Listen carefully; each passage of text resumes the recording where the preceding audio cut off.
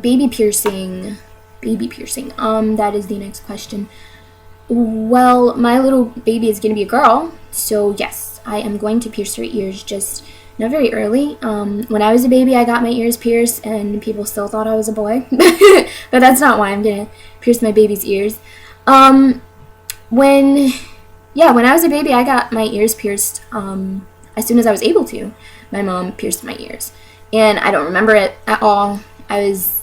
My mom told me how I reacted to it, and I was just like, huh? And then after that, I let out a little cry, and I was fine. I was probably just like, I don't know what the heck just happened to me, but I don't want it to happen again. So that's probably how I felt. I got over it. It wasn't traumatic or anything. I am still alive today, and I don't think that had any effect on me as a person at all. So yeah, I will be piercing my little girl's ears. Okay, so breastfeeding versus formula feeding. I am going to do breastfeeding. I see nothing wrong with formula feeding if you cannot breastfeed.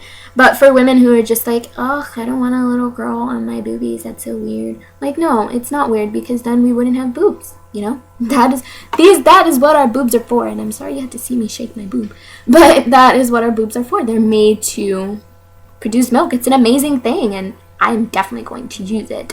So, but for some women, it just doesn't, like, the baby doesn't latch on sometimes, you stop producing milk sometimes. So there are various reasons on why women use formula. And I think that it is a great thing if you cannot use breast milk. Okay, so next topic is spanking. I was spanked as a small child. But the way I was spanked is not very nice. I mean, I wasn't beat, like, to the point of, like, that I would get welts or whatever, but I was hit with a belt and various items. Not various, but mostly belt. And it wasn't nice. I didn't like it, but it was a great discipline tool. I mean, I knew not to do certain crap that was not allowed. So that was a good discipline tool, but I feel like it shouldn't be overly used. I would not use a belt on my baby or my child as he or she grows up.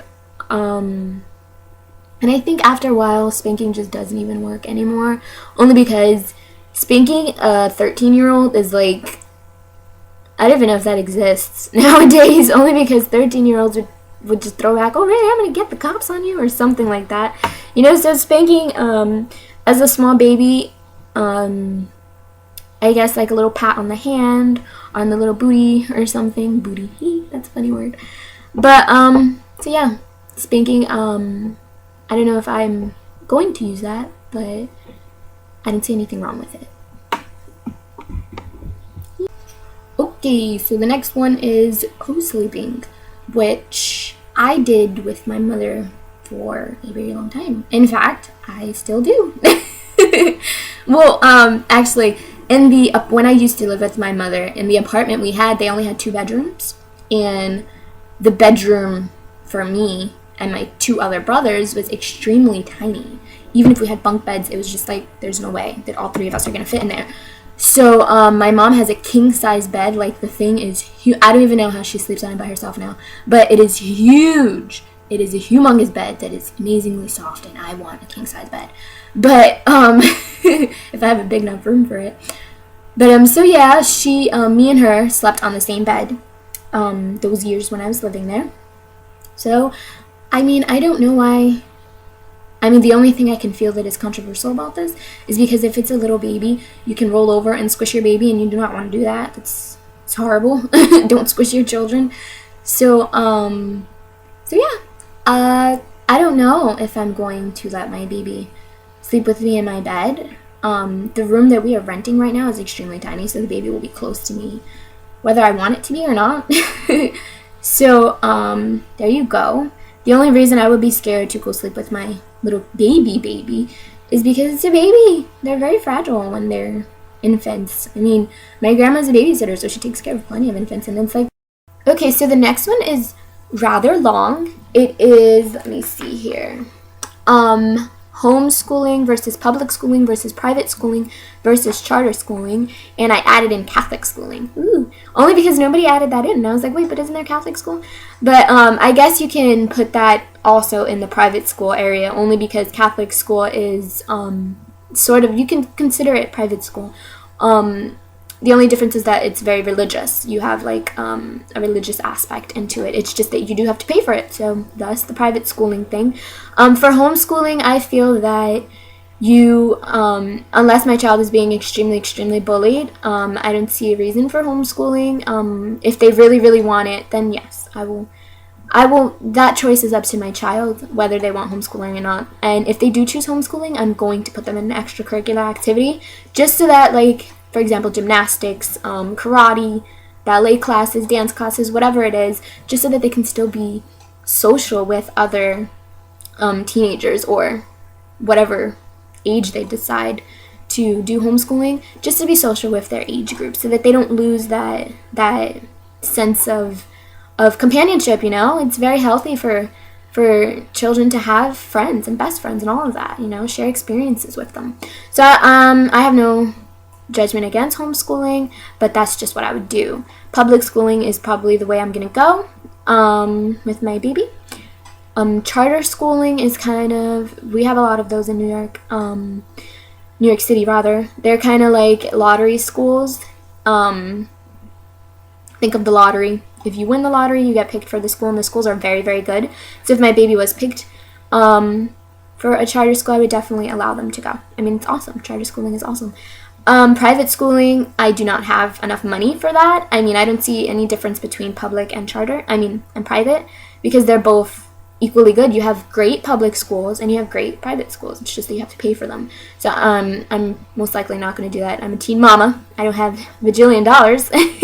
So yeah, and Catholic schooling, I was considering it, but I don't know. I just feel that Catholic schooling has a great discipline area. But I'm not very religious, so I don't see why I would have to pick Catholic schooling. I don't even think I'm Catholic. I think I'm Christian. I don't know. But yeah, so that's my views on that. I'm probably going to go with public schooling though.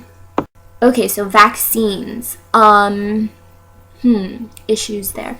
Well, only because I don't even know if I've been vaccinated or not.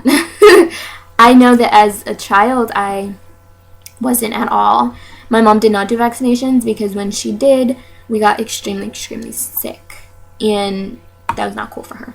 Then again, that was in 94 when I was born, and in the 90s area. So I'm sure that vaccinations have gotten even better now. I am going to try it, but if my baby does become sickly ill from it, I'm going to cease it, because I don't need that. I don't want a sick baby, you know. Every time I get a vaccination, she comes home sick. That would traumatize me.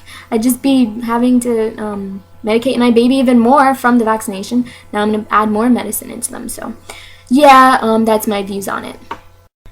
Okay, with medicating babies, I took that as I took that in two ways.